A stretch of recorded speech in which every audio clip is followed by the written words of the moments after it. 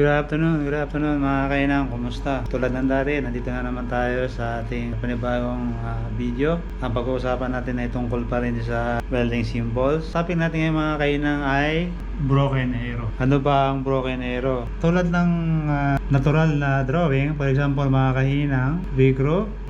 So, yan po yung natural lang. Kung titingnan nyo, sa diretso siya. Pagka i-prepare po natin yan, kung V-groove yan, so, gagawin natin dyan, hatilan natin, no? Gagawa tayo ng B, di ba? So, yan lang po, no? Yan yung natural. Ang broken arrow ay meron tayong 1 and 2. Dito sa isa, 1 lang siya. So, yan po yung normal, buo siya. And dito tayo sa broken arrow, meron tayong dalawang corner. Yan ang simplest na pinakamadaling explanation ko sa inyo kung bakit merong tinatawag na broken arrow. Ano ang effectivity nun? Ano ang ibig sabihin nun pagka mayroong ganon? Makikita nyo siguro, mapapansin nyo na sa ating unang sample mga kainang, makita nyo rito, ito ay bevel groove, both sides siya. Tapos meron tayong flash finish at sinasabi na rito ay chipping. Chipping sa paglilinis lamang yan, no, mga kainang, kung siya nakalagay. So, ibig sabihin, kapag piniprepare po natin yan, dahil nakita natin dito meron tayong broken arrow, dalawang corner dito, ang preparation natin mga kahinang, papansinin nyo po ng mabuti itong symbol na to, kung saan po nakatutok, kung saan lamang itong pointers na to, kung saan nakaturo, yun po ang ipiprepare natin. So kung titingnan nyo ng mabuti, itong arrow na to ay nakaturo ito sa side na ito. So batali sabi, ito po yung ating ipiprepare according doon sa weld symbol na nakalagay. Ang desired weld natin mga kahinang, kung titingnan nyo, ito yung ipiprepare natin. Kita nyo, tinabas natin yan, tanggalin na natin yung weld, no? Yan po yung preparation niya. Kasi double bevel, both side naka-bevel siya according dyan. Pero ang sabi niya rito, dito tayo mag-prepare. So yan po yung tinabas natin dito mga kainang. Ngayon, dito sa kabila, walang binanggit, no? Dito sa arrow side na to, walang binanggit kung anong profile ang finish weld mo. Dito sa kabila ay flash finish, no? Diretso. Tapos chipping lang ang paglilinis. So, ang paghihinang dito sa kabila, sabi na arrow side. So kung ano yung resulta ng hinang mo, kung pa-baumbok, okay lang. Tapos dito sa kabila, sa other side, sabi niya ay flash finish, tapos chipping lang, no? Flash finish, diretso, mga kainang, no? Diretso yan. Pero ang bibigyan natin ng pansin, broken arrow. Yun po yun mga kainaw, no?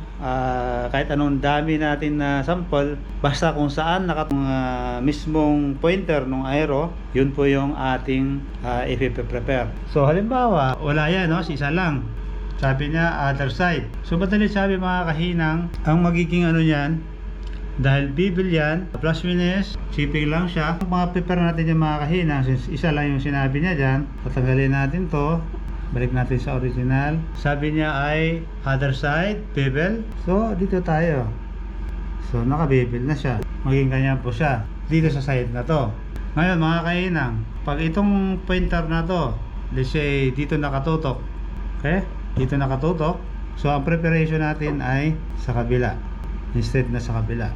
Remember, ito yung arrow side, ito yung other side. So, ito yung other side, ito yung other side. Kung ilipat natin dito mga kainang, ayan, tanggalin natin yan, arrow side. So ang ating preparation ay arrow side, no? Ayan po mga kaina, dito nakatutok. Kahit sabihin natin dito, ayan, 1, 2, ayan, siya nakatutok. Dito nakatutok, yan ang preparation. Okay mga kainang, ngayon tapos na tayo dito sa unang preparation. Ating second sample mga kahinang, kung napapansin niya rito, meron tayong dalawang symbol na magkadikit. Ito yung ating symbol. Kung mapapansin nyo mga kahinang, wala tayong favor na side. Ito ay fillet weld. Para sa iyo kabayan, fillet weld. So, fillet weld tayo. Tingnan natin, ang symbol natin, ating vertical na materyales ay pipe man siya or bar. Ibig sabihin mga kahinang bilog, no? Bilog siya. Nakita natin dito, ang symbol dito ay weld all around, pero ang sabi dito ay bevel, tapos fillet weld. So ito yung magiging preparation. Ginawa natin bevel, so maging matulis siya kasi both side weld all around, Ang simple ang ating vertical materials nakatayo rito ay yan ay round bar or pipe. Ito yung preparation natin dito patulis. Weldingin natin, magbibuild tayo tapos fillet weld.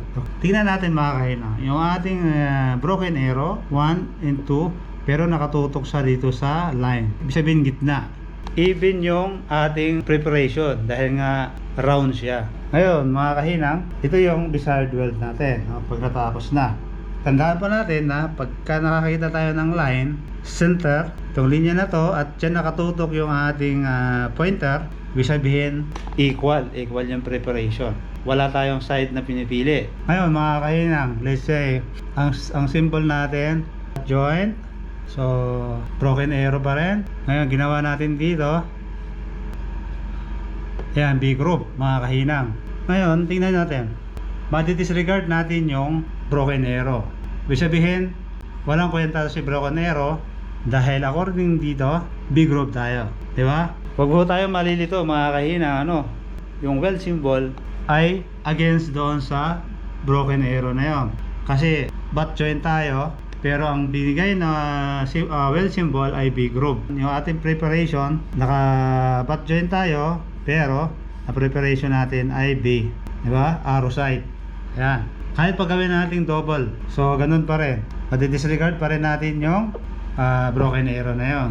Mga kahinang, nakuha ba natin na minsan yung broken arrow walang saysay kapag ang sinasabi dun sa weld symbol ay walang value yung broken arrow. Kapag ang symbol ang sabi ng symbol ay B group, so wala siyang kwenta kasi wala siyang side na pamimilian. Okay mga kahinang, wala siyang party na pwedeng isa lang ang preparation, talagang full. So yun yung kaibahan.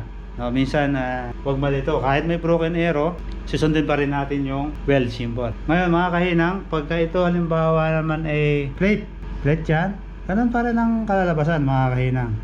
Ang mangyari lang, halimbawa complete ito, yan ang ay plate, ganun pa rin ang preparation natin, well all around. Pero ito yung front view or back view. Pagka side view naman yan, mangyari yan mga kahinang, maging ganito siya. Pero dito may cut, maging ganyan siya. Yan, cut yan, cut dito. So parang dito din yan, kung dito sa front ito yung makikita mo, sa side naman ito yung makikita mo. Well all around pa rin, pero plate ito kanina round bar or pipe. Nakuha ba mga kahinang? Di ba tayo nalilito sa broken arrow? Di ba napakadali lang? Ito na yung panglima nating session about welding symbol. Hanggang susunod mga kahinang, subaybay lang sa ating susunod na video. Hanggang dito na lang, well safe.